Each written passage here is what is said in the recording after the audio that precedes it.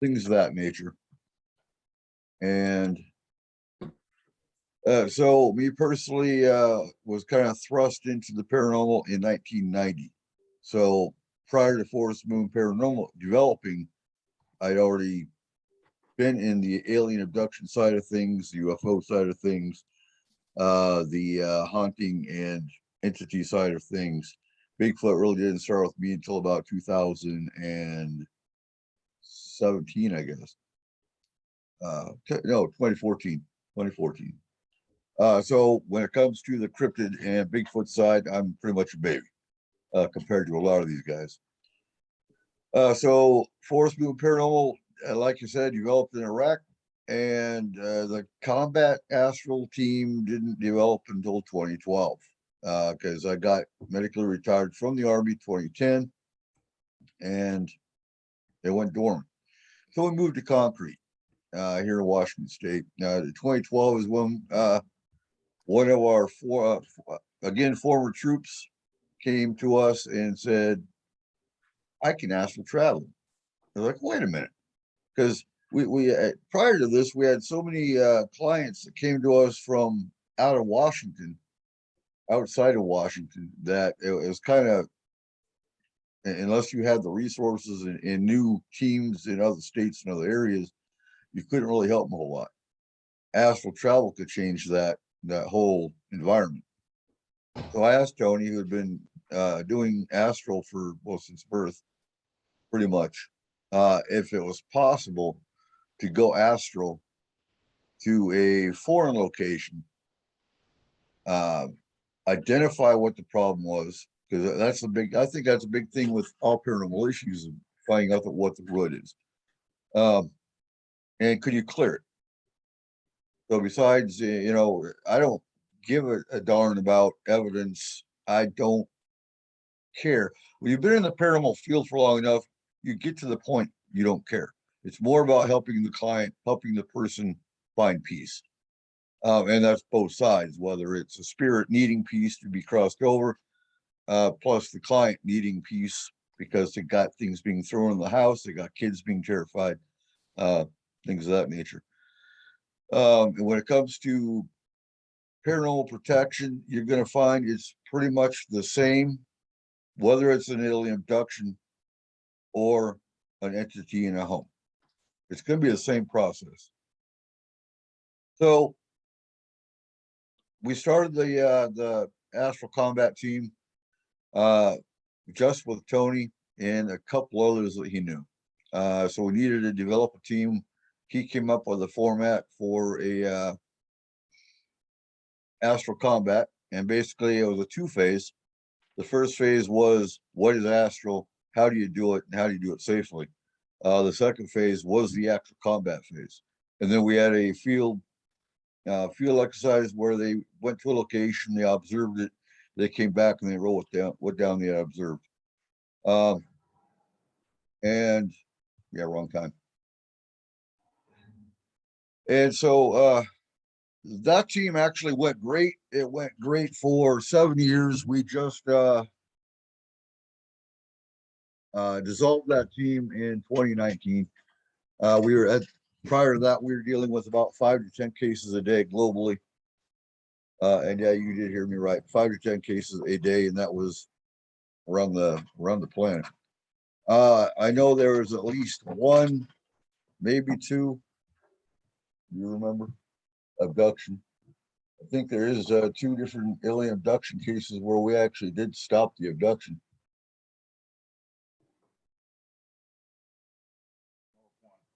Yeah. The first one might have been before my time. Okay. Then there were 2. There were 2 that we actually were able to stop an abduction. And to my knowledge, that the abduction hasn't happened again. So when you don't astral, like I don't astral, I just ran the astral team.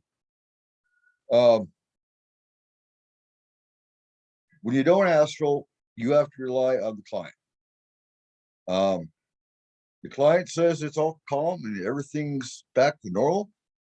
Okay, team did its job. Good job. So based on that, and based on the number of clients that we dealt with, I would say it was successful. Now, how do you want me to stop now, Troy? Oh, wait. I think you're muted. Yeah, you're muted. Yeah, Eric, keep going with the introductory story. We still have 1 or 2 more people who's going to join. Yeah, keep going with the description of Here's Cole. how this began. Okay, cool. I'm Troy. Nice to meet you. Oh, oh, Yeah. No, but you're still supposed to continue. huh? Keep I talking. know. Okay, continuing. He's new. Not really. So introductory story. You know, that pretty much, that does pretty much sum it up. I can continue because, well, bear with me. I woke up from a nap. That's why I'm really out of sorts. Long day, bad rain, bad dreams. Um, I have a Well- question. yeah, of course. How have the last couple of years been for you? What have you been up to the last couple of years? So as for paranormal radio is what we did. We just actually ended that this year. And Last month. last month, yeah. And so it's been wonderful for the last month. But and I'm sorry, I sound, yeah. So we ran S4 Paranormal Radio and we actually had the Astral team on the show once a month. We actually had a team show. You can find the archives for the last 5 years on YouTube. And we actually talked about cases without bringing up clients' names, location, just what the entity was, just what brought the entity on, that kind of thing. So we were able to manage talking about cases without any kind of, you know, I'm all about confidentiality. So S4 Paranormal Radio started actually in 2016. It ran for 5 years and on various nights and various, we actually started, I think I started it for an hour, then it jumped to 2 hours. And then for the last, what, 3 years, it's been 3 hours every week. And we had an agreement that, you know, when it started to become more of a job than fun, it was just time to wrap it up. And it did. It became more of a chore.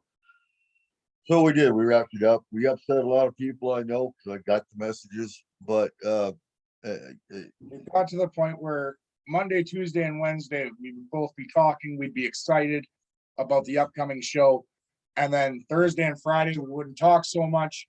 By Saturday night, like right about 6 p.m., neither one of us wanted to be here. Wow, too bad. So, Well, thank you for your paranormal conferences that you put on for multiple years also. oh, Paracon. Yeah. So yeah, we did Forest Move Paracon. We were just talking about this the other night. What have we done and what have we done? you've been there. Haven't? Yeah, I remember you. Yes, I went through, I'm sure I went at least 3 years, possibly 4, up in Concrete and Cedar Woolley and. Well, you've been to all of them then, because yeah, the first one we held, and you know, I guess, well, again, 2016 was, well, 2016 was a big year because that's the year the show started as well as Paracon. But when you have pushback from communities, it's hard to run an event successfully. Like the first year, I think you were at the first year, it was at Lake Tai. But originally, the month prior, it was supposed to be in the town of Concrete at the community center. And a month before we were supposed to have the event, all of a sudden we lost the paperwork. And what's your event again? Because they thought it was going to conflict with their little ghost walk, which the whole point of it was actually to bring paranormal together, stop the event so they could go to the ghost walk. So it was going to be a you know, a benefit for both sides. as far as the town went. They didn't want to hear that. They didn't care. So we had to flounder to find a new location with a month to go. And Lake Tahiti. The second year was at Concrete High School. That was a good event. Third year was at the Grange in Cedar Woolley, Burlington.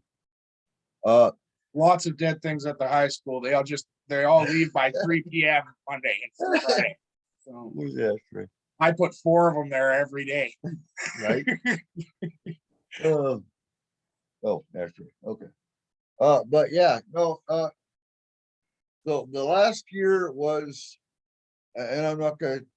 I don't want to talk negative about anybody. So I'm just gonna say the last year again became so much of a chore, and to us was actually disappointing from our end as running an event, to where it was just, no, we're done. Usually when you come out of an event like that, you end up with a sense of satisfaction. You did a good job. Everything was done well. Things went wrong, but that happens in every event.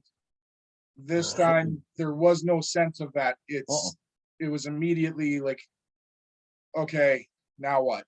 Well, and I'll say this: we had 2 speakers, and I can say this without outing anybody, but we had 2 speakers that really pissed me off, for lack of a better word. They contradicted themselves.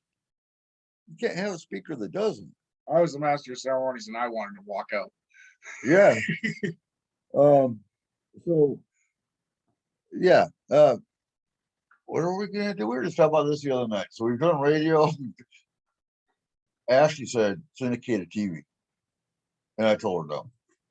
So the thing we want to do eventually, maybe in the next couple of years, is actually have a Bigfoot expedition up in the mountains around. We haven't done that yet. Yeah, I plan to cover Eric and Honey and tie him to a tree and leave and see if Bigfoot comes. No, Yeah, that's gonna be a bear, not Bigfoot. No, either way. that'd be an interesting fight to sell tickets to, Bigfoot versus bear. So yeah, and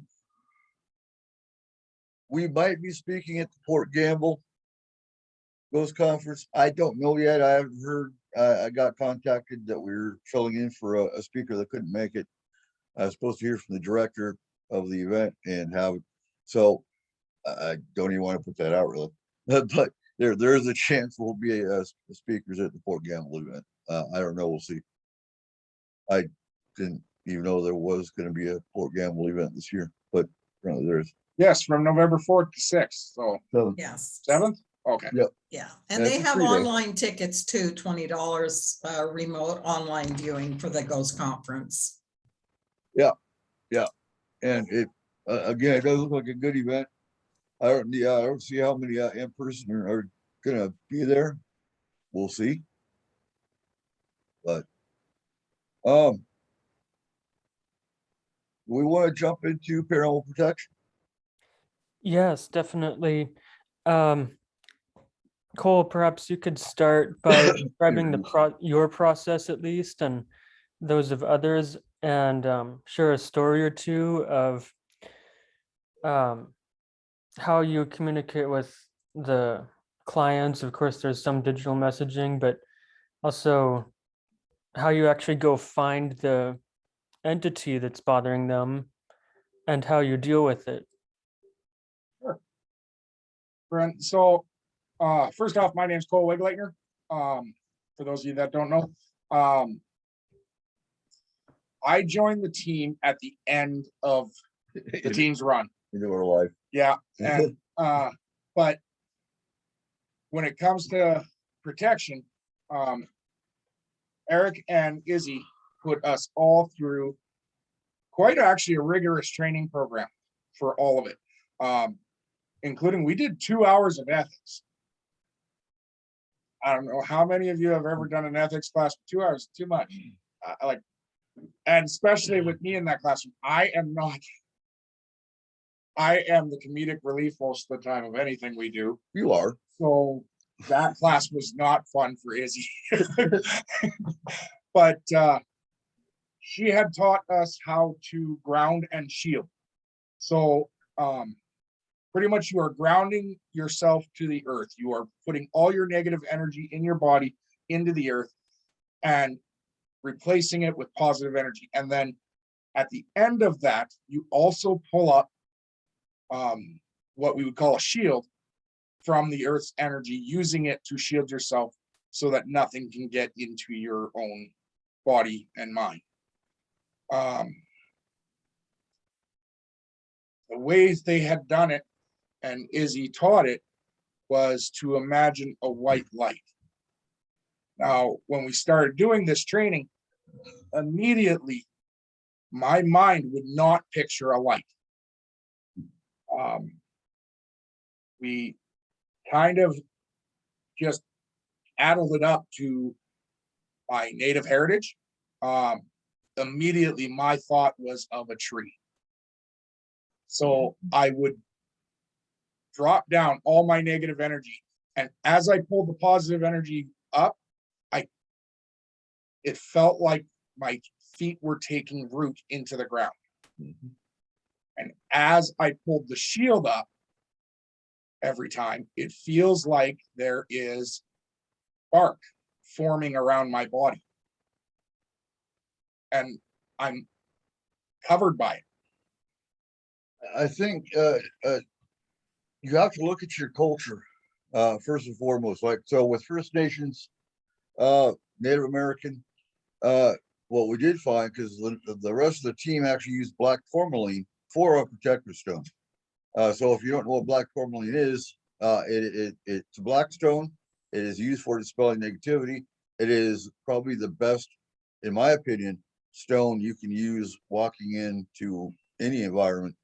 And for clients, we would encourage them to get black tourmaline, depending on what the case was. For Cole, the black tourmaline found itself away from him. So he had to find a stone that resonated with him with Native American heritage, which was Tiger's Eye. Now, this is actually one of my favorite things, is the fact that, so our first case together, we went to clarify boots on ground. A boots on ground case. So the first time we went out together, I didn't have a piece of black tourmaline on me.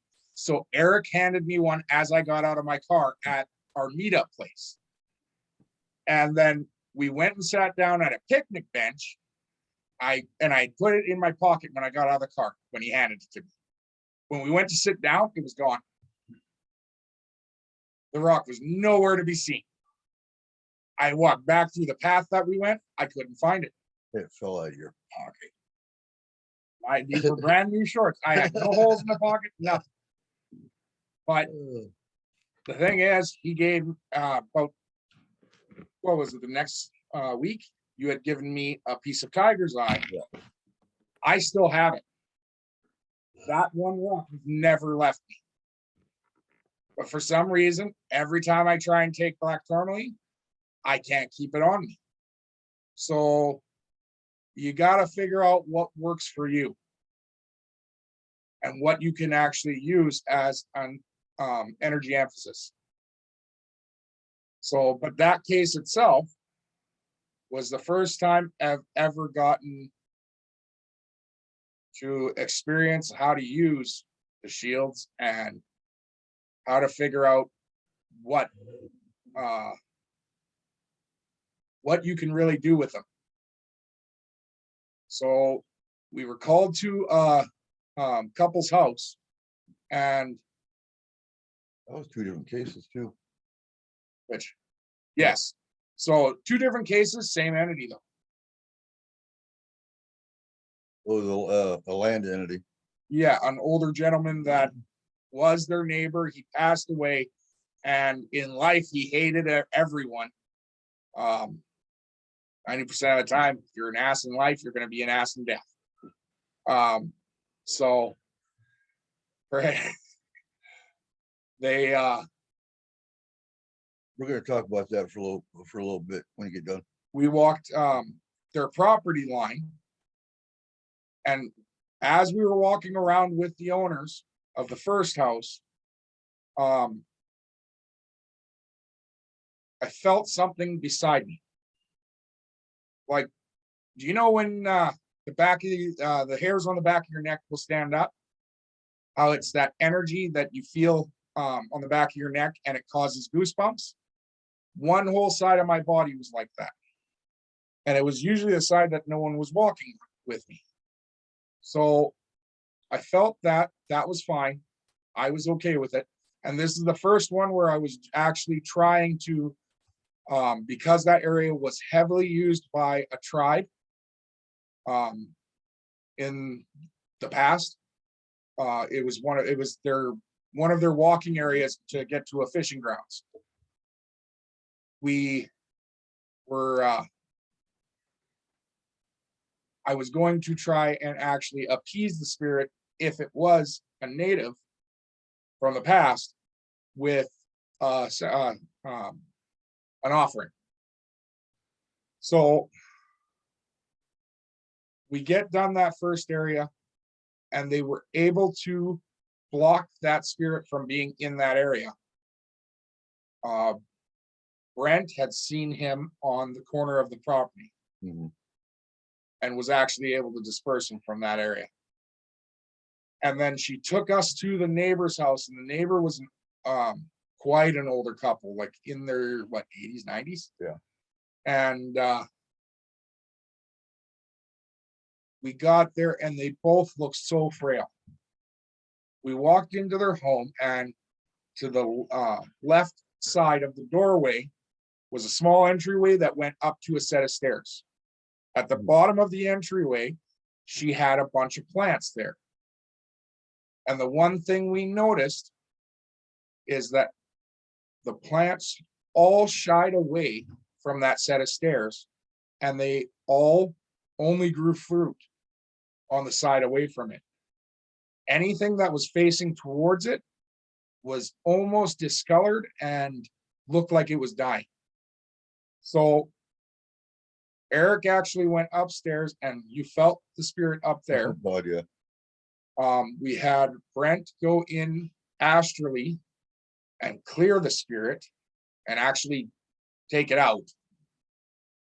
And then you Okay. could, Well, with that one, there's a mirror up there that was using as a portal too. yes, We had a, close the portal. Yeah.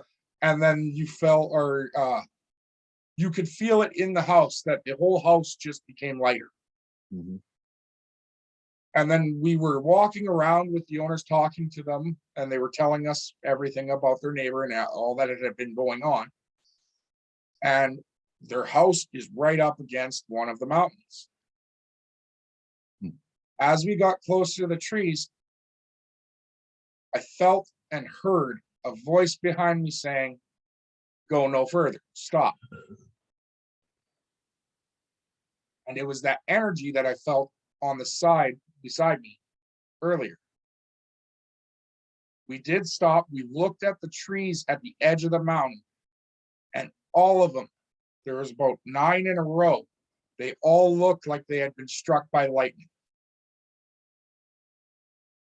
Every tree was burn marked and rotting. So Brent and one of the other guys went and actually took off up the area to actually see if they could find anything. And immediately, both of them, Brent felt immediately tired. He felt horrible and was kind of grumpy for a minute. Hmm. And I can't remember the other guy's name. I only went on one case with him. Well, Yes, Thomas. Thomas felt sick to his stomach. As soon as they left that area of trees, they felt fine again. And there is something up on that mountain that doesn't want people there. But it was too big of a thing for us to handle at that moment, because we had already had Brent go astrally for the other one. And the team was kind of tired already, and we didn't want to touch it. that was the Native American land something too, wasn't it? No, No? well, we don't know. That one, we tried to get more data, like more history on that part. And unfortunately, because we're not part of the tribe that used to run that area doesn't talk to anyone outside of their tribe about their stories. Mhm. They keep them to themselves quite a bit. So, So, but discussion with that, it could have been Wendigo, it could have been Skinwalker. That's just kind of the vibe we got, I thought. wasn't it? yes, But there was no guarantee of what it was. it was trapped. It was trapped. It is almost like the burn marks on the trees were keeping a boundary to keep that part from the client property. Yeah, And that's nothing we did. That was something that had been done historically. Something else had kept buried up. and I know from past, like from talking to other members of my tribe themselves, that other people have had the same type of experience where they actually felt there's spiritual ancestor talk to them. That was my absolute first experience with it, and it was amazing. But the thing that I've been able to put together since is if I wouldn't have been grounded and shielded, I wouldn't have actually had that experience. And to be fair, like that was 2.5 years ago almost now. Yeah. I got into an accident 4 years ago that put me in a wheelchair for almost a year. And so I'm constantly still kind of in pain. And because of that, it's very hard for me. I can ground, I can't shield. Not worth a crap. Yeah. So my spirit guide, I would say, Mhm. wasn't just there to warn us about that. He was there to help me because I did notice that with him there, my shields are a lot stronger. So yeah, that's my story for that. Okay, thank you, Cole. Yeah. I'd like to talk about Astral Combat. I know another woman who does Astral Combat. I don't think she worked on the Forest Moon Paranormal team while you were active, but she works with other psychics that I know. She's on Facebook, and she's told me some interesting things, and she's still learning a lot. Basically, she literally can fight in an astral form Mhm. and feed some of the naughty spirits to what she's discovered lately as a couple of giant spirit dogs that eat things. And so, as long as she's nice to them, they'll gladly snack on naughty spirits. And um, I'm curious what your actual technique is, if you want to talk about it, or you don't have to go into full detail, but talk about some of your technique while in astral and what it actually looks like for you when you're fighting spirits and how you put spirits away and where they go that you know of. So, and again, I don't astral, I go, but my mate does. So going by the team, going by her, I can describe a little bit. And pretty much they can visualize whatever weapon they want while in astral form. Be it a sword. A sword is common. A lot of them use the elements, where they can shoot balls of fire. They can use ice. Speaking about aliens, there's different alien races that you can destroy in astral form with elements, such as reptilian. I believe, if you're familiar with the reptilian race, their weakness is ice. Where it does nothing to mantis. Where fire you use for a mantid or a gray. And it depends. Oh, it depends on the race. Since I'm on an alien rant here, but it depends on the race whether you even have to, because many races actually do travel in astral, versus coming in a craft, coming down and walking through walls, whatnot. But Some races, they cut their losses, they leave. At that point in time is when you do your shielding, you teach your client, you educate your client on how to prevent them from coming back. And that's worked for a couple cases. The cases we stopped handling were if you're familiar with my labs. My labs, that's a whole other animal because you've got a human element along with alien. We took on one my lab case and that was it. Because you have government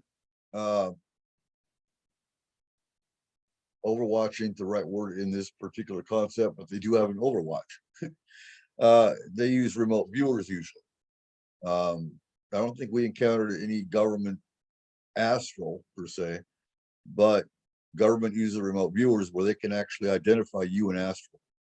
Oh, spooks. Yeah, essentially. Well, absolutely. So yeah, when you're astral, and we taught, Cole's right, we taught a lot of safety, we taught a lot of technique. Anytime the astral team had a case, they were instructed to go astral to our house, which was headquarters, go to the client's location, do what they had to do, come back, touch base on our house, and go home.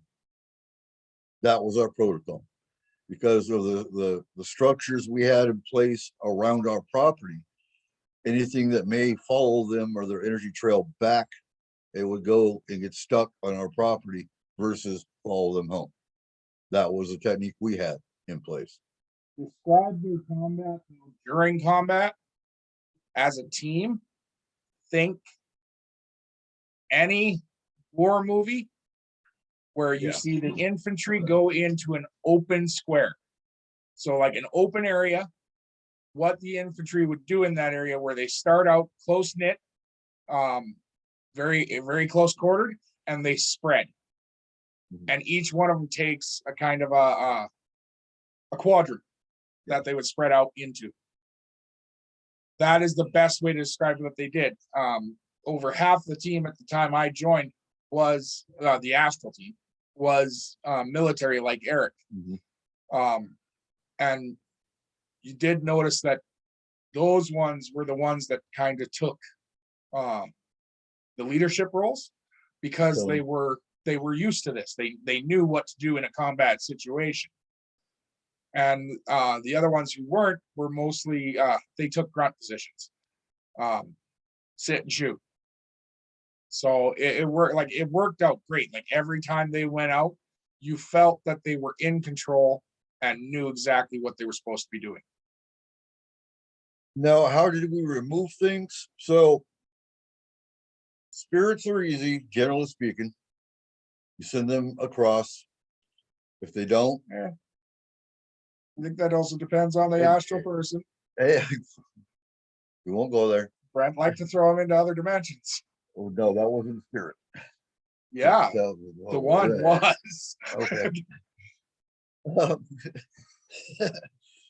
So getting back to earlier, yeah, if you're an asshole in life, you're going to be an asshole as a spirit. If you're evil in life, you're going to be an evil spirit until you cross over, and that's when you go to peace. Most of these spirits are stuck. A lot of these spirits don't know they've died. We had many cases where we'd find a non-human entity that was trapping multiple spirits. Well, that particular situation would cause, all kinds of paranormal events in the client's home. They didn't know why. So once you've combated the entity, sent him back where he came from, most of the spirits went willingly. They crossed over. If they didn't want to cross over, astrally, they would be able to consult a family member from the other side to encourage their loved one to cross over. That was one method I know we used. And so, yeah, once you've combated out the malevolent entity, crossed over the spirits, the case is done. And The end result is what the client says. Yes, my 3-year-old is now going back in her room. The dog and the cat are now going back in the room. That's what you want. That's the end result. And the home is at peace. Questions?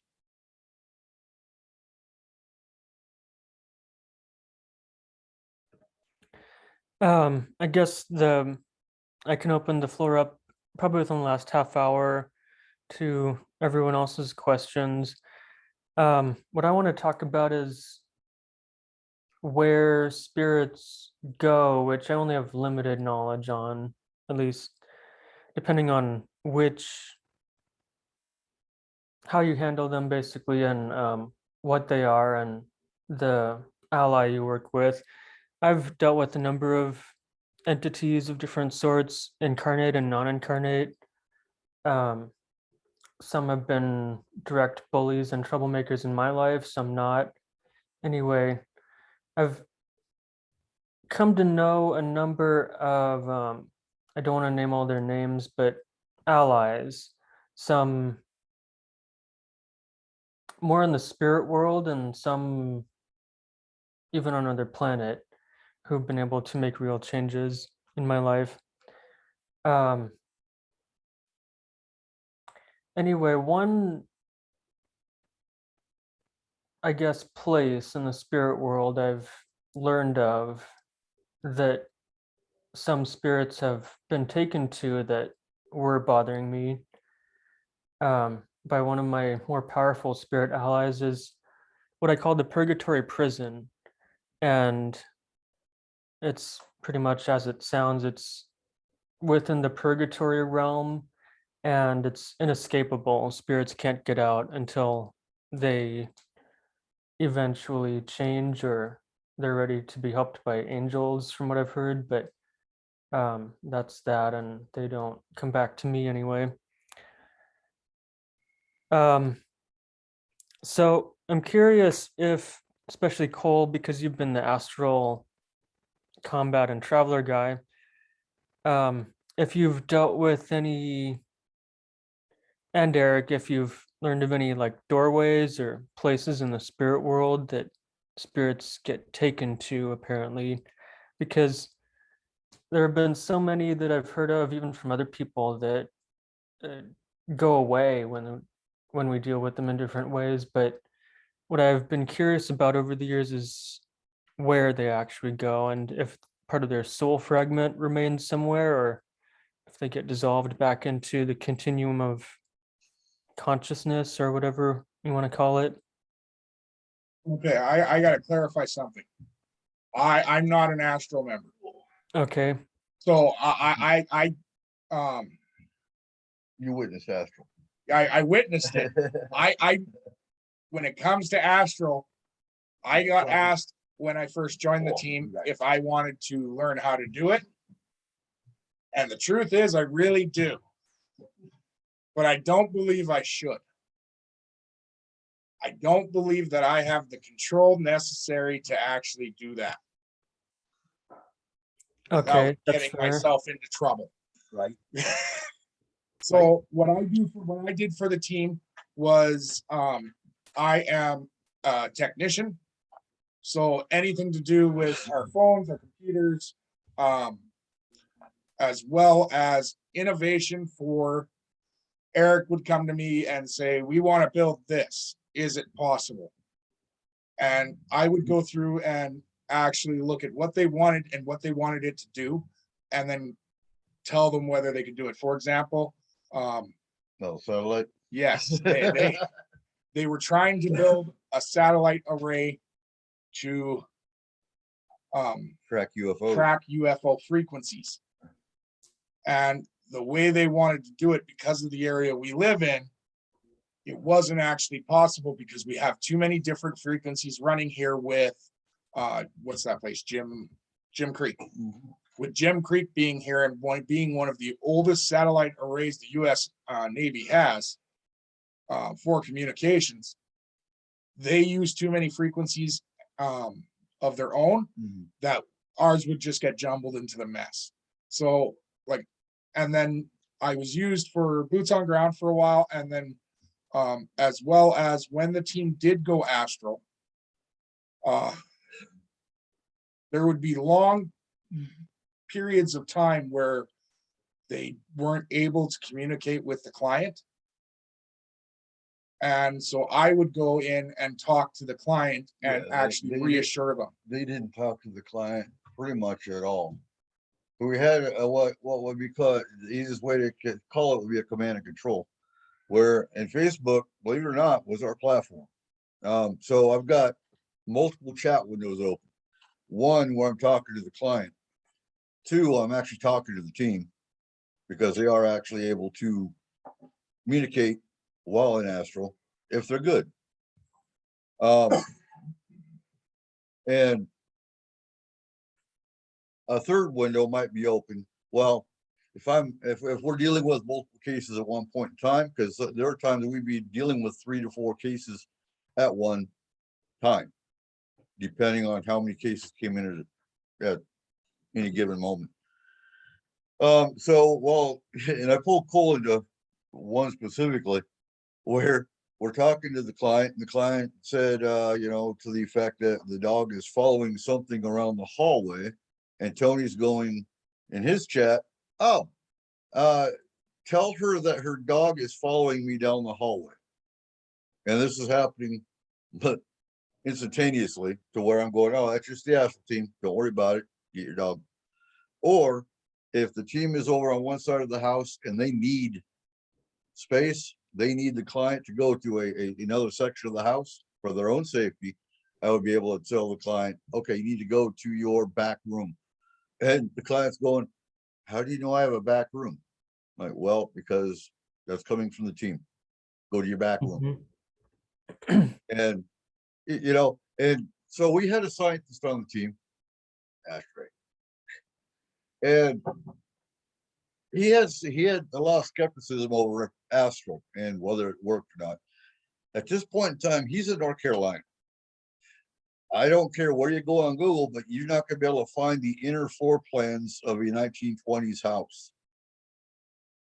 You can't. You can see the outside of the house, but you're not going to find a floor plan usually. So while I'm talking to him, I'm talking to Tony on Astral, and he told our scientist, look, you got a portal in your upstairs second bedroom closet. And what kind of opened his eyes really quick, because how are we going to know? He's even got a closet in a second bedroom, or has a second bedroom upstairs, or even has an upstairs. And that's where all the activity was coming from. We wouldn't know that unless we had an actual astral team that was there on site. So, so within the team, we also had our own psych therapist. So if we did have clients that kind of showed it wasn't paranormal, it was probably a psychiatric issue, she could do the assessment to the point where actually I had to call CPS on 2 different cases because it wasn't paranormal, it was child abuse. And that was easy enough to assess. So there are thousands, and you would know this, there's thousands of dimensions, many dimensions humans have no business being in. So there's creatures and entities in some dimensions that are trapped that should not be in the human or physical realm. No, they're predatory, they're parasitic, whatever the case is. So when it comes to where do we send an entity, because spirits, you cross over. Human spirits, you cross over. Generally speaking, if it's a malevolent entity, it can send back to where it came from. Easiest way to explain it. Is there a hell? I don't believe so. We've never encountered a hell. Have you? Here. For me, Huh? no, I've never encountered it myself, Right. except I've dealt with dark beings that were troublesome for a while. This was years ago, but at least one of them called himself the ringleader from hell, or a ringleader from hell, and yeah, he did cause some trouble, and he was actually difficult to get rid of at first. But eventually my spirit ally team was able to team up and deal with them. Sometimes it takes spirits a while, from what I've found, at least for my protective team, to like a number of days sometimes to work on the case and track a spirit and do their work. Mhm. But no, I've never encountered a hell myself. So yeah, there are multiple realms. There's multiple no, what the hell is the word I'm looking for? Planes of existence. Well, so in the scientific community, we just actually got one step closer to actually proving the existence of the multiverse.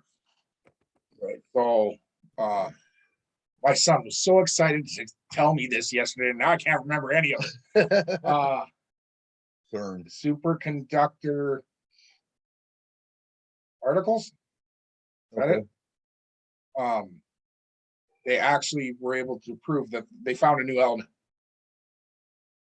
and it does help provide proof of the multiverse, which could be what we view as multiple dimensions and realms. Right. The way it was explained was in whereas we can only view in 3 dimensions, there could be a universe where our replicas of us would view in 4 dimensions. They have that ability. And that would explain doppelgangers. Possibly. Yeah. When you talk about doppelgangers, some think they're a whole other entity. Some think they are you in another dimension. I think everyone's got one. There was a question. She had a question. I didn't see it. Me? Tamara? Okay. Oh, no, I was just agreeing about the doppelgangers. Oh, But Oh. what about in like the dream world and dimensions in the dream world? Do you think those are different than the waking world, or do you have a thought? So I'm trying to think how to explain that, because there is dream travel, which is different than astral travel. And some people can do it, I don't think it's as common. And that's where you can actually go into someone else's dream and manipulate that dream Hmm.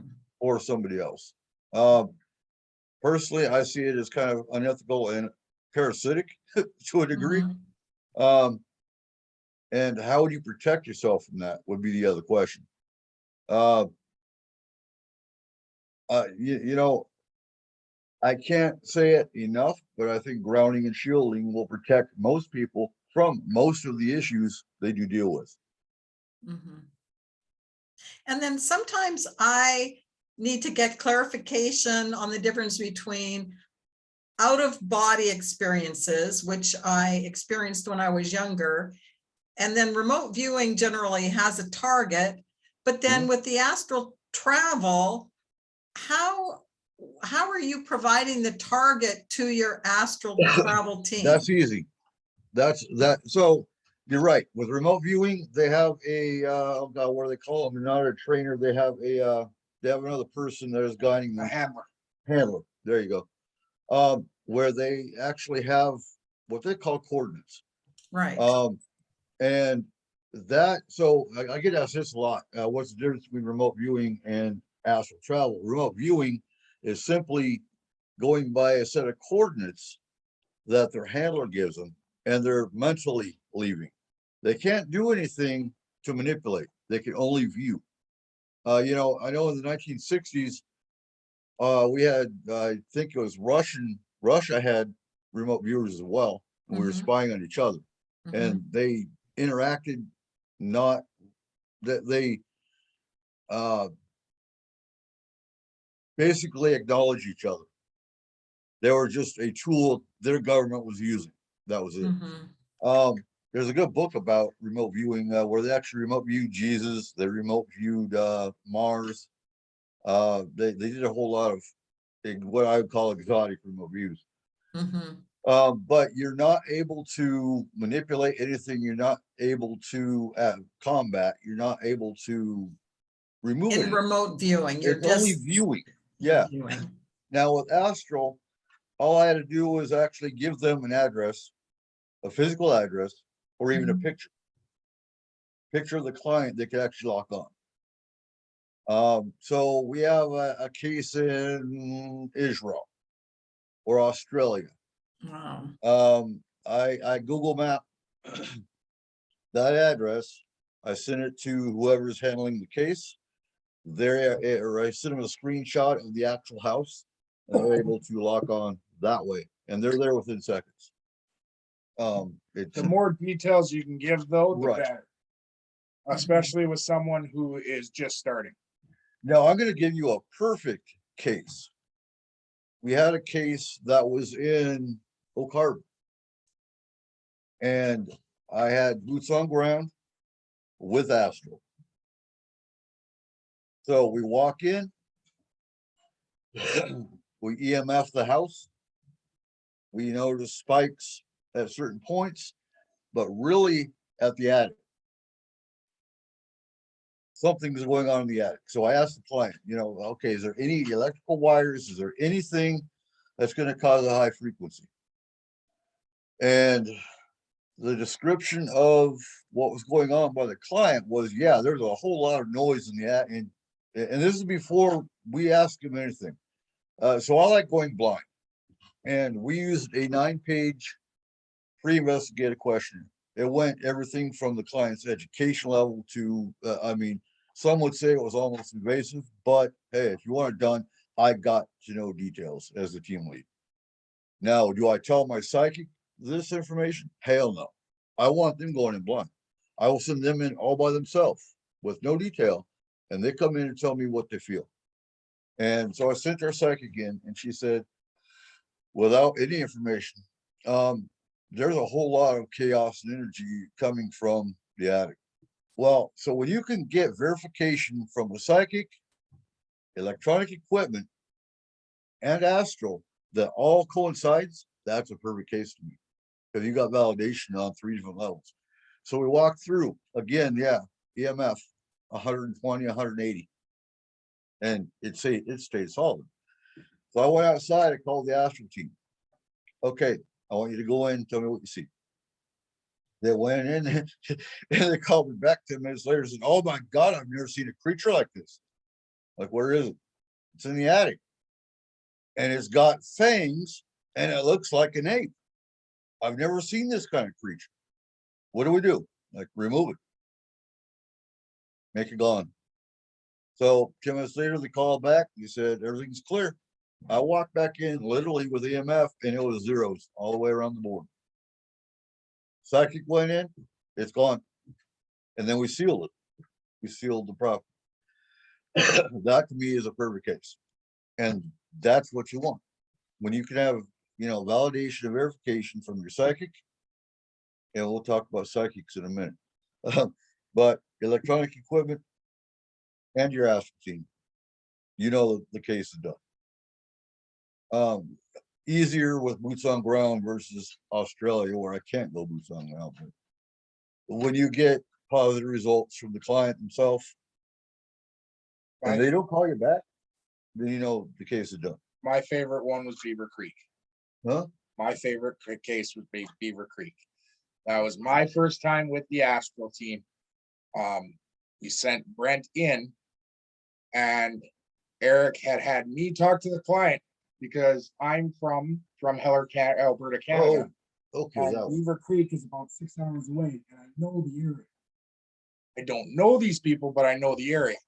And it was a mother with 2 children, 2 young boys, and the boys, the spirit wasn't doing anything. It was just freaking them all out because it would stare through the window. They could actually see it. So Brent went in and he had what I would call a discussion with the spirit that was there. And it ended up being an old Indian. And the boys had taken, they were digging in their own backyard and they found an arrowhead. They had taken it and put it in their room. When I joined the team, I told Eric I would join, but I was open skeptic. I'm open to anything, but I still want proof. So I'm talking to Brent on Messenger as he's going through this house. And I know for a fact, Brent has never been to Alberta. The Astral team, when they go into half these houses, they are given the first name of the client, but nothing else. And so he wasn't able to look anything up, nothing. He described these kids' bedroom to a T. Exactly what was on the Superman poster in their room, everything. So it ended up being that the kids had taken the arrowhead that had killed this Native American. He asked for them to put it back. That's all he wanted. And we haven't heard from them since. Since then, they haven't had an issue, we believe. Yeah. So, because we still have clients that are still having issues, they will contact us through the Facebook group that we had, and we send them to other groups. I will say on behalf of the Astral team that we had, when we do get those calls, it's usually because the person that's calling screwed up again. Because most of the time with the reoccurring cases, it is that they are doing things that cause entities to come towards them. So reconstruction, landscaping, and not everything's playing with a Ouija board. well, it's sometimes. I used to do readings, and I had I still do readings, but I did readings in this metaphysical shop downtown. And I had a couple of archaeologists come to me one day, and they said that they had previously dealt with an entity in their home. And then they said after they went to a specific dig, they had another kind of entity. And so having no experience, because I'm very intuitive, so I just said, hey, look, you need to start, you can't just go digging stuff up and don't pay homage, and not everything's meant to be taken, so I told them to go back to their site, or and start taking time to talk to the spirits, talk to the land, and get permission, to take things, or make peace with the people that are there, the entities and spirits that are there. But that was something that was new to me, and I had never even thought about the damage that's done when people go to these sites and dig stuff up. But some of the questions that I have, because I have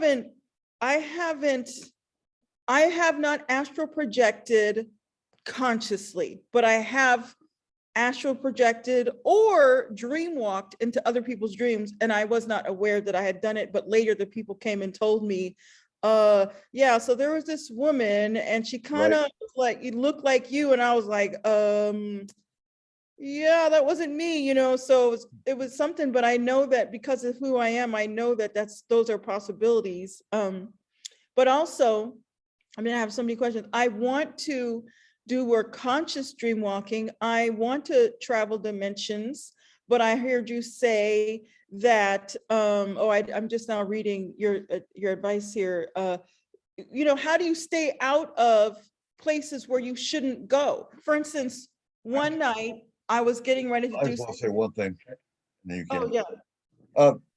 So most of these type of dimensions, you're not going to be able to find unless you're actually looking for them. Okay. Because one night I was doing some kind of, I have this feeling that I can do some kind of special work or whatever. And I was opening up a portal to go somewhere. And immediately your spirit said, stop Yeah, it right now. And the if spirit you said, have to, if you open that door, you might go in, but you don't know who's coming back out. And I was like, oh, I stopped dead in my tracks. Because I was like, okay. And that was like a couple of years ago, and I haven't bothered. But now I have a pyramid. I've built this pyramid in my home and I want to do some intergalactic communications and stuff like that. And I feel like, you know, I don't know, you're shaking your head, so I am. Not my wife. No, at her. Oh, No, you don't, so, and I'll get disagreed with, but I'm not about intergalactic communication. You don't know what race you're talking to. There's thousands of races out there. There's new ones that come here all the time. I don't like aliens. Look at I your just really teeth. don't. well, just wanted I've to- already been channeling. I do Okay, channeling. okay. Channeling, I think, is different. Okay, You can protect yourself channeling. okay, And again, I do think it goes back to grounding and shielding. And I'm gonna sound like a dead horse, but yeah, grounding and shielding is really the basic steps you can take for most of your protections. okay. I do want to address what Troy Yeah. said to you in the chat. So as to your question that you just asked, he said within the astral realm, you will not be allowed into places you are not ready or qualified for, just as it is on Earth. The thing is, the first thing that Izzy taught us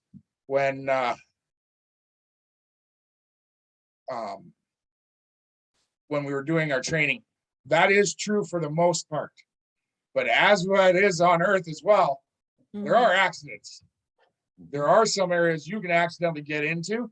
Mhm. And in my belief, those are the ones that never wake up. Or Okay, disappear. wait, And I don't mean physically, who I doesn't mean wake up? mentally. Where were you? I got distracted for 2 seconds and I missed who you were talking about. Who doesn't wake up? Okay, so there are ways in the astral world to actually die, Mhm. but it doesn't mean that your physical body will die. It does. It means well, not always. I'm brain Your dead. wife's gonna slap you. The way it was explained to us was that it is possible that your physical body will not be able to take the stress of your astral self dying, Mhm. but if it can, that's what we would call a coma. Yeah. Whoa, And those are the ones that never come back.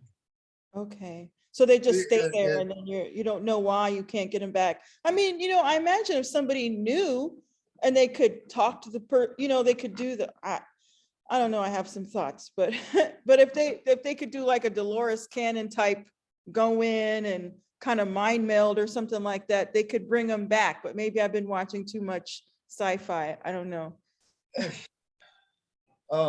Well, I honestly think you'd have to be one of the best astral travelers in the world to do that. We know. Okay. But well, we do know some, and we one of our astral team members and I for months tried to figure out how to get a donut from Canada to here. It didn't work. Yeah, so Tony was our astral team lead. And he's still astrals.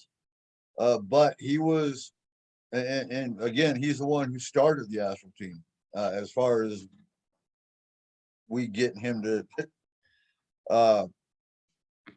do the experimenting. He was infantry anyway, so he could handle it. Yeah. But he'd been astraling since childhood. Mhm. And was at the point he could be driving down the road and astral on a case. He was that good. Okay. I wouldn't recommend it to anybody else. Well, it's a Anybody else would hit the telephone pole, but yeah. these are things that I feel a certain affinity. I feel called to these things, to do this kind of work, especially, well, the work I want to do is more along the times of dimensional travel and going places like that, but also the belief that you can physically travel someplace. I mean, there's a number of stories out there, and I have to ask, I'm sorry, you guys are chain smoking back there. Are you guys like telling secrets you shouldn't be telling? Oh, we always You're like, change. oh my God, That's just don't us. let them find out we're telling this stuff. I actually thought I was smoking quite slowly. I didn't even know. I thought I saw one guy smoking. Then I saw. It's not a judgment. I'm just like, whoa, these guys are like, wow. I'm sorry, too observant. But anyways, I would love to do some physical teleportation, and I've heard about these stories of physical teleportation, and I wonder if you have any experience or stories about that. No. Yeah. Missing 411. Oh, well, missing 401, yeah, so yeah, David Paulides is missing 401. I do think is potentially some of those cases are where they walk into basically a portal and they don't come out. And the body is found, what, 2 weeks later in some cases. I guess the closest would be Germany.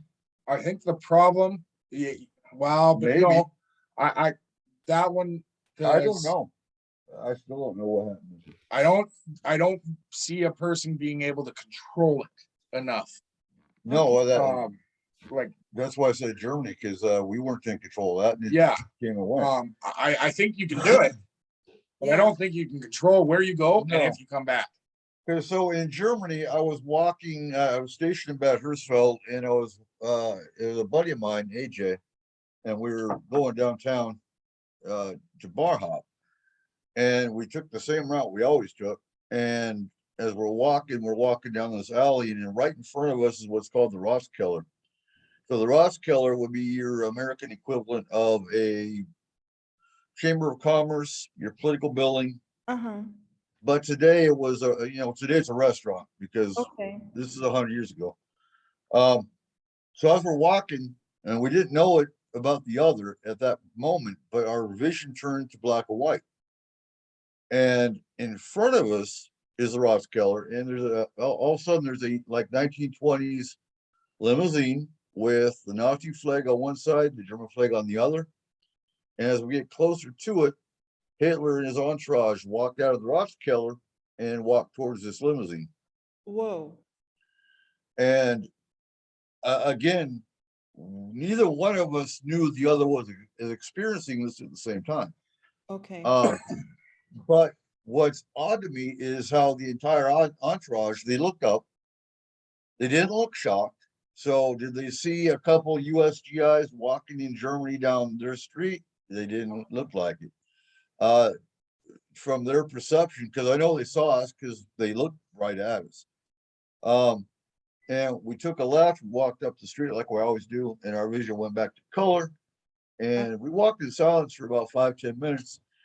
And I can't remember really if I stopped or he stopped, but one of us stopped and looked at the other and said, "Did you see something weird back there?" Okay. And I was like, "Did you see Hitler walk out of the Ross Keller?" And we both flipped out because I mean, that doesn't happen. So would that be a teleportation? I don't see that. Did we walk through some kind of a time lapse or a wormhole? I have no idea. We didn't leave, obviously. It just appeared in front of us. Okay. Wow. Huh. Wow. Yeah, I'm just fascinated by all that stuff for reals.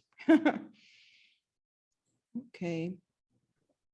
I would like to bring up a couple of things, say a couple of things. So one is about the subject of physical teleportation that has been done and is being done and controlled with US military, well, not just military, secret space program type operations with portal devices they've made. That's a whole different subject to get into. And I hope to at some point have Andrew Bashago on one of these chats. I have not been able to hear back from him yet, but hopefully soon. Anyway, that may happen. Another subject I want to ask about and touch on is the subject of free will and where the will comes into getting rid of entities. And what I have learned is some incantations and also other things I've done that go along the lines of banishing entities that I don't want in my presence, and humans have the power to do that, especially for demons and darker entities. Just say that they're not welcome, basically, and they leave. But I'm also wondering on the astral combat side of things, where the will of other spirits and entities comes in, especially when they're deceased and they died violently or suddenly, and they may have a choice whether they want to pass on or stay somewhere else or do something else, maybe leave and go to a different place. But Cole and Eric, I'm wondering what you have to say about that and free will. So with the spirits, I have two things to bring up. One is, like in the case you said of violent death or quick death, car accident, fire, homicide, things of that nature. If you've heard us before, you know what I'm about to say, but The Others is a perfect example of a movie that portrays that. A lot of those kind of deaths, they don't know they're dead. They don't know they passed on. You are the intruder in their home. Because like in the case of a car accident, most of the time, sometimes they do, they're not stuck at the scene of the accident. They go home. So that is their free will because they don't know they're dead. I don't believe in the need to pass over every spirit unless they're causing problems. Here in Concrete, we have a spirit that lives in the hub, the local bar.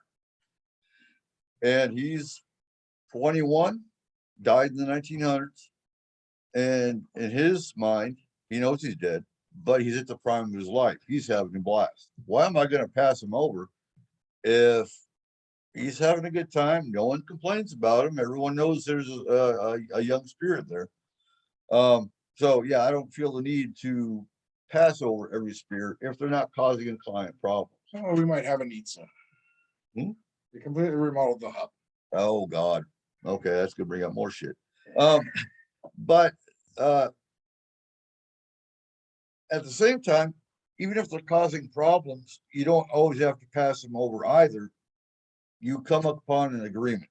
Some of them are willing to come upon an agreement.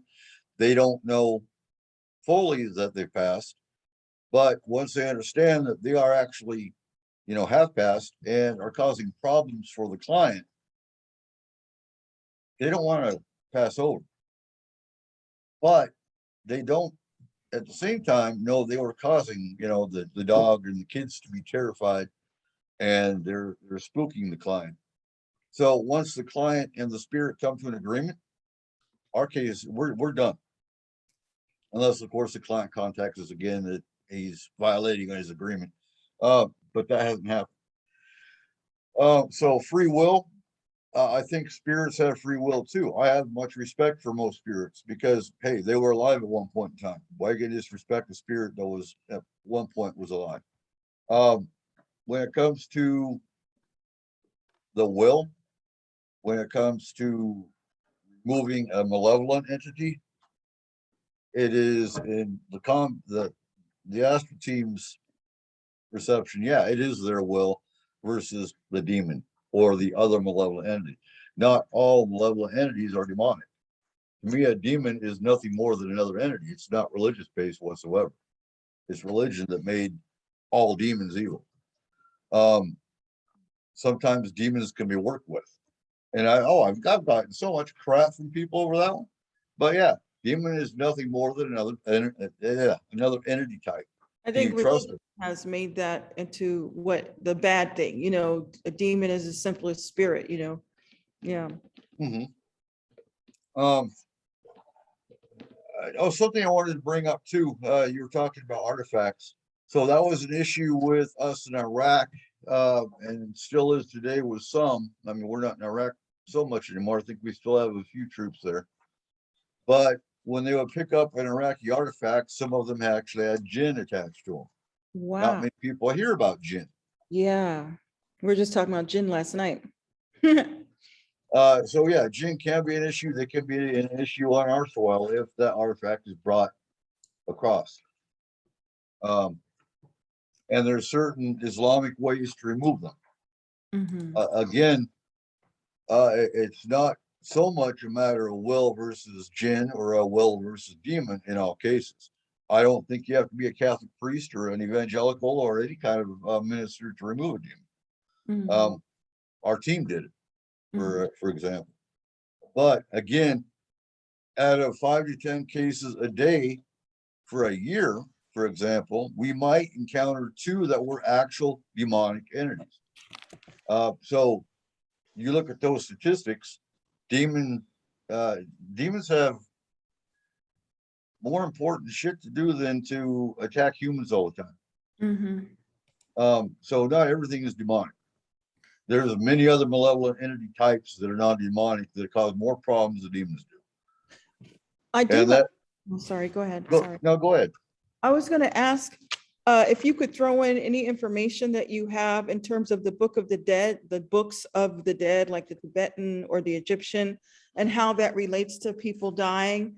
And if the wisdom of those books is actually still useful for this day in terms of the people who die, their spirits, disincarnated spirits, or is it just religion? I don't think it's religion. Or- But I'm honestly not the one to answer that because I'm still studying my damn self. Anyone that says that though I know it all, yeah, walk away from because we learn something new every case we did. Okay, So I've actually got the Egyptian Book of the Dead at the house. Well, a copy, So- but yeah, I'm a Catholic, oh my God, right? I just now found out. No. And the thing is, as a Catholic, uh-huh, I'll be the first one to say yeah, the Bible is just a book written by man. okay, So is the Quran. So is the Egyptian Book of the Dead. They're all books written by men, and they have been so Watered down. okay, that it's like playing the game telephone as kids. okay, There's so much that just got muddled. Well, especially oral tradition, not even written, but oral tradition. That's even worse. That's even worse. right.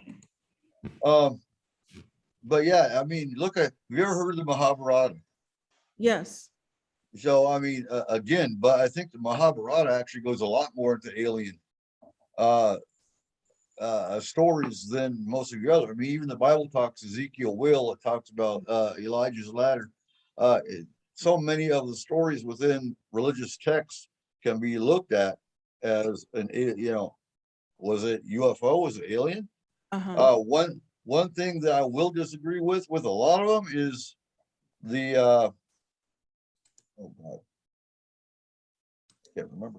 Well, then you can't disagree. Yeah, no, the old gods that they said were alien. Or Anunnaki. Anunnaki. Yeah, the Anunnaki. Those were gods. They weren't alien. And you can argue with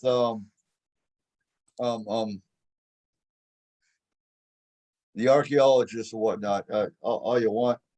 But my personal belief, they were gods. They were not alien. And, right, they- yeah. I have a question for you. There's go ahead. different terms of gods or demons or aliens or spirits. Can you like clarify the definitions of all these different terms? Oh God. Uh, Wait, okay, I'm thinking. the problem is though those terms, there is no true definition for them. They're labels. They're labels because they are different for every, not just religion, but Every culture. every culture. Honestly, for every individual. So when you use these terms, yeah, certain images and ideas come to my mind, and it's probably different for everybody. Do you Right. do you try to attempt to classify this more concretely in a book or something? We need to write a book. Well, I'm already working on my own book. So to me, the gods were the ones that came down and established civilization. They're the ones that did the creation stories for different cultures. They were the ultimate beings. Were they infallible? No. And I don't believe in worshiping gods. I work with gods. So as a pagan, I don't worship my deity. My deity is Morrigan, for example. She's the Celtic goddess of war, death, rebirth. So in my belief system and in my working, I work with Morrigan. I don't make an altar to her. I don't worship her. She doesn't expect that. Right, Um, exactly. you know, uh, so again, every culture, and you're absolutely right. Every culture, every religion sees gods as something different. I see them more as a more superior being that could crush you if they wanted to. So demons, again, you're talking a whole different, I mean, a whole different umbrella of entity types. And that's exactly how I see demons. Um, I don't see them as all evil. So look at it this way: are all humans evil? Absolutely not. Are all Yeah, it's just a fair? matter of degree. Huh? It's a matter of degree, but I'd say, yeah, we all got evil in us. Oh yeah, no, absolutely. But we're all inherently evil. Does that mean we all go out and shoot up the mall? No. Does that mean we all think about shooting up the mall? Well, some people might. But uh, I don't see everything as being classified as evil. And I guess demons are the easiest ones to look at with that, because to many religions and to many individuals, all demons are evil. Well, that's like saying all aliens abduct. I think, and I like using movies as analogies. I'm sure many people have gotten that. I like Battleship, because Battleship actually breaks it down to where you actually see this alien race. They have medics, they have mechanics, they have the signal workers, they have beards. That was cool. But you know, Izzy kind of brought that up. That yeah, do all the Greys abduct? No. You have your scientists within all these different races, for example, and you have your medical within all these different races, and they're probably the ones that are doing the abducting. But does that mean all the Greys are abducted? No. Does that mean all the reptilians are warriors? Warrior aliens are going to come down and dominate the earth? No. They're all individuals on the same level. So I always have an issue with the idea of gods. Like I said, I'm a Catholic. I do believe in my one God, and Brainwashed. I may be, but for me, it's a personal thing. And honestly, when it comes to being a Catholic, I do pick and choose what I follow. I am not going to wear clothes of one type of material. I'm not going to put myself above my wife. I'm not going to do a lot that it says I'm supposed to in that family. But at the same time, that's what I mean by that. They're all just books written by man. Yeah, you always got to use your good judgment. Yeah, good judgment and life experience, right? Yeah, and there is a possibility that when you talk about the Christian and Catholic God, when you talk about the Greek gods, when you talk about the Roman gods, maybe they weren't freaking gods, maybe they were people. But it's a possibility after 2,000 years, we could be calling the Apple geniuses gods, because they knew more than any adult.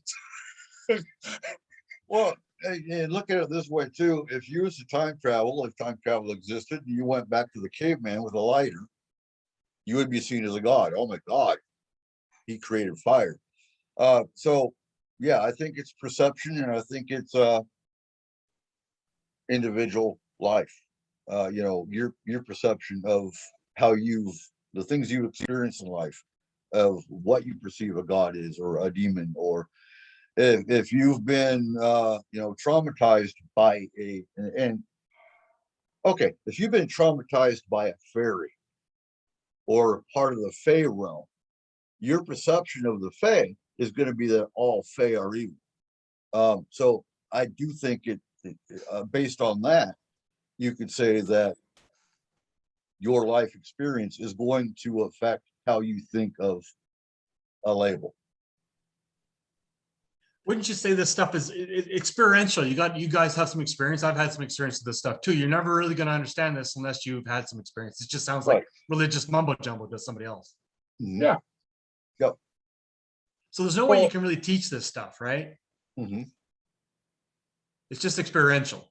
Yeah, honestly, like, and I honestly believe that through and through, like you, because the problem is the moment you start trying to teach it, you're preaching. And we're at a point in our civilization where no one likes preaching. No one wants to hear it. So you really do have to, like, it's one of the things we always said on S4. If you want more experience and you want to learn more about aliens, ghosts, or anything, get out there. That's Yeah. definitely true. I believe it. Go do But, field work. but I love testimony. You know, you guys are here for your testimony. So I love to hear the experiences of other people and how they handled things and stuff like that, because it helps, you know, for one thing, if you have an experience, you know, you're not crazy, you know, because you're like, oh, this, I'm not the only one that this happened to, or, you know, and then if something happens that's weird, you can talk about it and other people could say, well, this happened to me and this is how I handle it and such and such and so and so. But yeah, Well, and that's the thing. That's what we need to actually do as a civilization is we have to start using the testimony of others, not as proof, but as,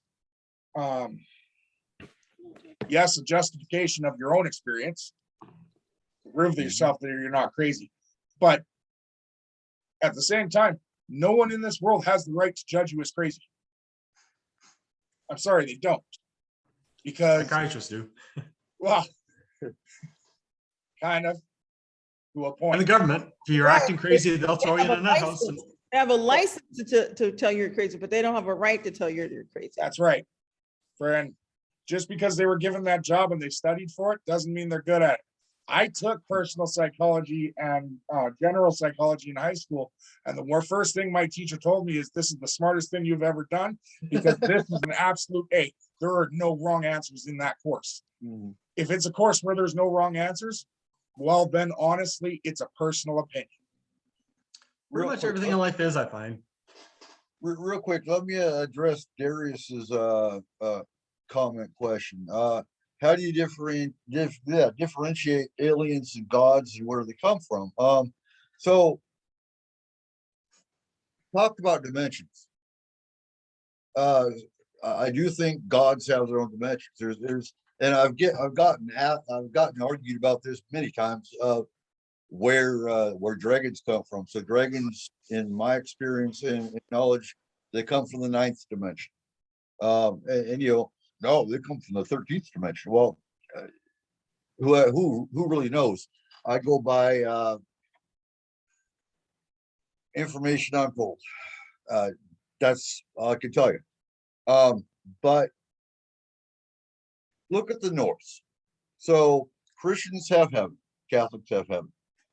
That's where they go in the afterlife. The Norse go to Valhalla.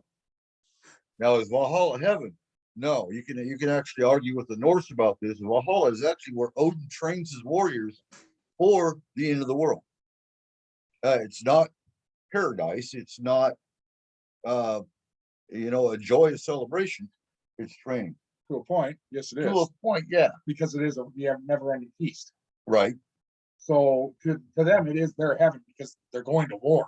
Some of them, okay, yeah, you're right, you're right. They love war. So like Watch the Vikings. opposite of that for them is Helheim, which Mhm, is never-ending darkness. There okay, is nothingness. Your life is over. Your Right. war is over. that's hell Yeah, to them. So where is Valhalla? Valhalla to me is another dimension. just Um, past Sesame Street. And even if you want to bring up some alien races do have another dimension. Other ones live on planets. They're interplanetary. How do you know all this stuff? Is it just your experience, intuition, or how do you know? Really. Yeah. So Cole's wife sitting here making sure. Anyway, so oh God. research in books is some of it. Dreams. And so I'm going to sound like a crackpot in some aspects of this, but yes, dreams in some cases where I do jot down my memories. Cases we've done where information's come from spirits. So I've been doing this for 30 years. So it's just different information. Now, is it all valid? No. I look at it with, skeptical eyes on that aspect too. But yeah, I think everyone's got their own information. You've got information. It's in your head. It'll come out at certain points, whether it's in a dream or whether in some cases people channel. I don't remember who said it, but one of our people in this is it Lynn? I said I channel. Yeah. Samara, sorry. Samara, yeah. So so some people get channelings, and does that come from an alien race? Does it come from a spirit? Does it? You have to go by what you're being told, and you have to document. I've been contacted by intergalactic travelers before that weren't part of my normal work that I do, and that was very interesting hearing. And I just kept it. I didn't like it's true or not true, but I did find a whole group of people when I searched for it online who are part of this society, and I was like, holy cow. So yeah, and that just came through, and then I went looking for them and I found them, and I was like, this is crazy. I mean, it's not crazy, but it's like, it's amazing. That's a better word.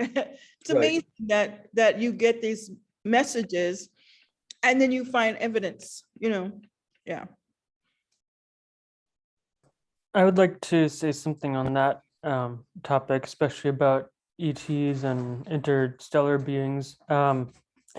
Yes, it's my personal opinion that every single solar system or every star that we see in the space has planets revolving around it as a solar system, and it's very likely that every single star we see has at least one planet housing intelligent, evolved or evolving life on it.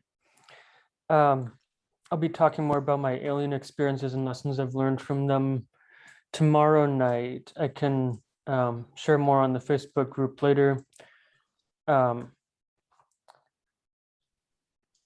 Most recently, Is that on the meetup, or is that on a Facebook group specifically? there's a Facebook event for it. I think I can share the link to the Methods of Paranormal Defense event on Facebook. So I can share it on the SUFON later.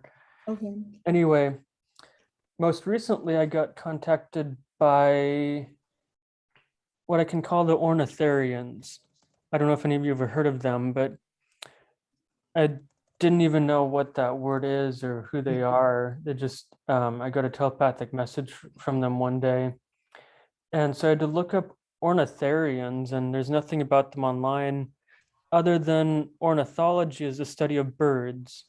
And so these are bird people, and apparently it's not just one race of them, but Ornitharians is like a whole group of these beings that are bird people, basically, who originally evolved on this planet. I've been reading the Sasquatch Message to Humanity books, or the first one lately, and it talks about the different races of beings that have evolved and also been hybridized on this planet in different eras. The reptilians, which became the dinosaur experiment, essentially. Sasquatch is really just the latest epoch of evolution from star beings as hybrids, and we are a descendant of them too. But the Ornitharians were earlier, and they were basically the pinnacle species to evolve on this planet and then left after their evolution reached a certain point, and now they're mostly residing in a different dimension. And anyway, one of these Ornitharians has become one of my personal allies recently, and it's interesting. His energy is very intense. They're more intense than humans. So it's difficult to communicate with them all the time, but he looks a lot like an owl-headed humanoid, about 8 or 9 feet tall, as I perceive him, with red and yellow colors. So that's all I'll say about him. But yeah, there are Ornitharians and many other types of, basically a menagerie of other types of beings in the universe. Mhm. Many that I've seen and heard of. I want to address what Darius says here. He says, so an alien exists on the same physical plane that we do, but they hail from different planets, but gods live on another physical plane and travel to ours. Am I right? Well, I can't speak for the whole gods thing. I don't know. But on the alien thing, from what we have heard from other people who have actually met them, not all of them exist on our physical plane. Okay. Some of them are able to travel to our physical plane, but they exist on a different one.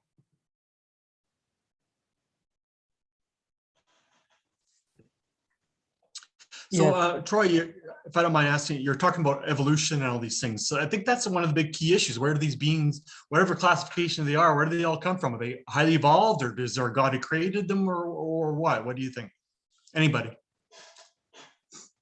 What I understand, and I'm still learning a lot, probably have a lot to learn. Don't we all? Yes. What I understand is that every single planet, like every single solar system, has this Goldilocks zone, and Earth happens to fall within the one in our solar system right now. And there have been other planets that have been civilized, or at least colonized, such as Mars and Venus, apparently, and probably others that we could debate about. But yeah, there's at least one planet, I believe, in every single solar system that evolves life, and every planet has the potential to evolve its own life, starting from amino acids that become microbes and microscopic life, and then that evolves into larger life with more and more cells, and different types of beings can evolve depending on the environment and the planet. And one planet could evolve its own type of intelligent life by itself after life develops to a certain degree. Many planets, though, like ours, has been hybridized and terraformed by elder beings from the universe, from other much more evolved civilizations. That's my simple understanding. But all this talk about evolution and is this totally random, unguided evolution, or are these beings guiding our evolution, or is it just total random forces doing this? Look, so I've got an excellent YouTube channel you need to look up. Dante. Look up, or actually do a word search for Dante Centauri. So Dante Centauri, really interesting guy, very secretive. But he is in Russia. Actually, I think he's from Ukraine. He had a friend named Pietro, and Pietro asked him and Dante or his dad actually. They went to his basement. They were supposed to clean out garbage. I'm trying to make this quick. But they found a box. So there's what's called the Alien Races book that they translated from Russian to English, and it comes from the KGB. You can actually Google Alien Races book, and it's free. So there's a couple companies that tried to latch onto it, and they sell it. but you can actually find it for a free download. I can actually send it to you if you send me a message. I've got it. Because Dante never wanted. So two things I look at when somebody makes claims: are they in it for money? Are they in it for fame? Dante was offered, I think, 13,000, and said, "Oh hell no! This is something that needs to be free for anybody." And okay, there's check one. Check two, was he in it for fame? I don't think so. Based on, if you didn't believe him, he really didn't care. But within this box was more than the ARB. There was a whole, I mean, just go watch his YouTube channel. It'll really make you think, because it takes religion that Jesus was actually an alien called, God, what was the name of that race? I don't remember either. Wow. But yeah, look up Dante Satori on YouTube. I found. You're gonna find about 6 different channels. Centaurian with a C? It's an Dante, F. DANTE SANTORI. Centauri, okay. Yep. And you'll find probably about 6 different channels. Start from the beginning. If you find the actual channel that's got all his stuff, start from the beginning. Part of it actually talks about how the Russian government was slowly releasing information about certain alien races and the way they were doing it. And it directly mentions a video game series that is quite popular called Mass Effect. Yeah, Mass Right. Effect's really close to the truth. They have a lot of alien races in there that are described in this book. Well, actually, the Yeah. American government is releasing a lot of information. In the last few years, they've Absolutely. released UFO videos, and the Pentagon unclassified report admitted there's non-human things in the sky. I think anybody who wants to know about it will find it, and most people don't Yep. want to know. And so they will ask questions, but they don't really want to know the actual answer. Even if you told them you saw one, they'd be like, okay, that's cool anyways, what's for lunch? I mean, they really, it would rock their world. So they're just not ready to hear that. Well, they've been doing, UFOs have been ever since World War II, it's slowly increasing. The governments are now admitting it. The Pentagon's World getting all War II, kinds of look at information. No. UFOs have been, so look at Nuremberg. way longer than that. Have you ever heard of the Nuremberg, oh God, what is it? Yeah, I know UFOs have been reported for thousands Right. of years. I'm Right, aware of right, that. right. But since Right, World right. War II, they're increasing, becoming very obvious. Okay, right. You know what I want to hear more about was the Battleship of LA, or the Battle of LA. Because I mean, we've got what, thousands of witnesses who saw the Army shooting artillery at a star in the sky, or an object in the sky. The object never went away. It wasn't a planet. And they made a movie out of it. But that's well documented. You've got the Moriality incident here in Washington State. I'd love to hear more about that. But Right. I mean, there's so many unknowns that need to be looked at. That's the key thing, right? It's so many unknowns until there's no open contact or something. There'll be lots of speculation, right? But obviously, I think we're being prepared for something, because it's increasing UFOs for decades, and there'll probably be an open contact at some point, and these beings will tell their story, kind of thing. I think. Well, and that's an argument that we constantly have because on our radio show, because a lot of our panelists that we used to have, they love the word disclosure. Mm. And I hate that word, because to me, the only way disclosure is ever going to happen is the day an alien actually comes off the ship and says, hey, I'm here. Until then, Yeah, it's but- speculation and but no. preparation. I'd say conditioning. But no, Absolutely. they'll be called a demon. Well, yeah, I mean, maybe. But like, because We'll have to have a good explanation for the whole angels and God versus the Right. devil and demons thing. Honestly, I think disclosure happened in 1952 with the UFO flyover the White House.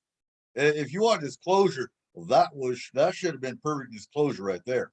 It was witnessed. It had signal return. It had radar return. no disclosure. I'd agree. would be if they Disclosure got means out and grabbed them and a machine, like a UFO landing on the White House lawn, and we can Right. talk to them. That's disclosure. Right. That's what everybody wants. if they walked up during a press conference, grabbed the mic from the president and said, hey, my Well, turn yeah. to talk.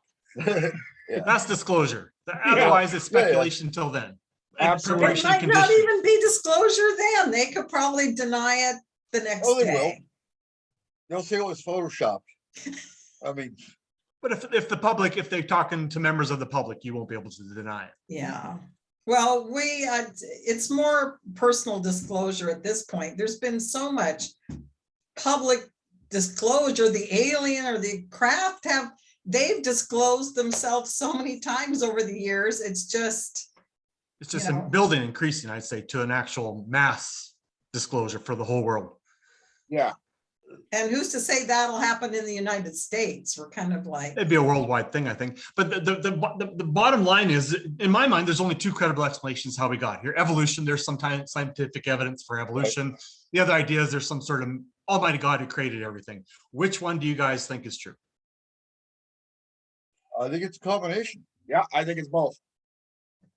I don't buy into the idea that it has to be all one thing. There is no reason that evolution and the idea of the Big Bang couldn't have happened in this dimension, caused by an entity in another one. Right, but how did that entity come into existence? It evolved somehow in a Big Bang too? Always here. I don't know if us as human beings will ever be allowed to get that answer if we can't, like even if we had the ability. I honestly think that Earth is some kind of transitional space where beings come to do whatever they need to do, hunt, fish, gather. The beings that contacted me, they told me they come here for vacation. They're just passing through. It's like they're travelers. They're just going places and just doing, they go to all different places, and that's what they do. They just travel. They're travelers.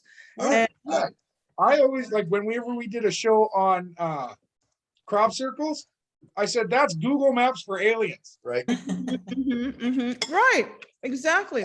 I'm sorry, if I'm the alien, I'm sure the hell not coming here for vacation. Why not? We're pretty entertaining. We're like the best telenovela in the universe. I like the cartoon of the UFO flying by Earth and the adult aliens turning around telling the kids buckle up and then lock the doors. We're passing Earth again. I mean, I think that we have all manner of creatures living here disguised as humans. I think life on Earth is like that TV show Grimm, or any number of shows that are like it, where people are disguised. Because when you look at a group of so-called humans and you watch their actions, you're like, that guy ain't human. I just know it. I mean, if you're paying attention, you can see. And then you realize all this crazy stuff that we have going on is because we have all these different species of people, or so-called humans, living together who don't share the same objective of humanity, because they're not human, And so that's why the cops are losing their minds, shooting people. They got us thinking it's a race war, but it's really not. I think they're scared shitless because they've seen some shit that most of us can't even imagine, I mean, and we think it's normal. Oh, this is a bad person. Oh no, they're not human. I've seen a lot of shit too. I've seen some of these beings have revealed themselves to me. You're right. There are people walking around look human and they're not. I just saw a guy on TikTok that could put his bottom jaw over top of his nose. There is no way he's human. No, there's a little girl that her knees went backwards like that Charlie Sheen movie. God damn it. Contact. Yeah, The Contact. But I got to go meet a friend, and it's all a very interesting conversation. And I had some experience. You said you have a television show. I'm just going to send out a little blurb to everybody here. If you want to read my site there and contact me or do an interview, I can guarantee you, if you read any part of that site, it's unlike anything you've ever read before. And it's my take on my experiences and how I put it all together, if you want to know. I'm bookmarking it now. What's that? I'm bookmarking it now. Cool. bookmarking it. Got it. Wow. It's my blend of combining evolution and God, the whole God versus the devil bit, and what's true evolution, what's not. It's my whole take on it all. I love to talk about it if you want to do an interview, but if not, that's fine too. I appreciate meeting you guys. I got to go meet a friend, so hopefully hear from you. If you want to contact me, feel free. Absolutely. Nice to meet you, Dennis. You bet. Thank you, Bye-bye. Dennis. Have a good night. And I think we got, so yeah, I've got to go myself. So thank you, Troy. It was a great being here. Thank you. Yeah, thank you, Eric and Cole. I'm glad we could meet and talk. I'm glad we could do this. I've got to Appreciate it. go and. Yeah, you guys have to write a book for sure. For reals. That's his job. That's Or not a me. movie, make a movie. Nobody reads books anymore. No, I'm just Well, kidding. yeah, one of these days I'll learn how to write, then I can write a book. Oh. I'm working on an esoteric fiction novel series myself right now. After that's done, I might consider writing more of an autobiographical type, maybe even fiction book or book series about my life that could say a lot of strange things. We'll Well, see where that goes. my wife just came up with an excellent idea last night. You guys know the story of the War of the Worlds, right? Yeah. So when that happened in our little town here of Concrete, that night there was a power outage Yeah. about 20 minutes into that radio broadcast. And The phones went out. There was no power. Everyone grabbed their guns and went on the street. there was an entire like community that just kind of went a little insane. Wow. So Hmm. she had the idea, we have a local radio channel that's been looking for some new filler of doing an old 1920s radio show based on the families of Concrete at that time and doing a show about that night. Yeah, that'd be good. So Fun. Wow. yeah, we thought it might be a cool idea, and we'll have it up on our YouTube channel. You guys can look for all of our past shows from the last, what, 3 years, 5 years? So Of your YouTube channel?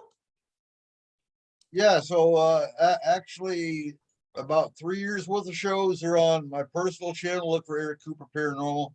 And then look for S4 Paranormal Radio, and you'll see the original first 2 years of shows. So yeah, all 5 years of S4 Radio are on 2 different YouTube channels. Okay. Very good. This recording, by the way, is going to go on the SUFON YouTube channel, which is SUFON Seattle UFO Network. It hasn't been used in like 5 years. It doesn't have many videos on it, but we're going to start doing this, posting recordings on there.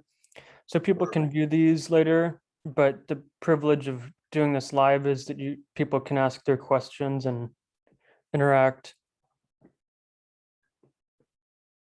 Thank you. Good. All righty. Thank you. Thank you. You all have a good night.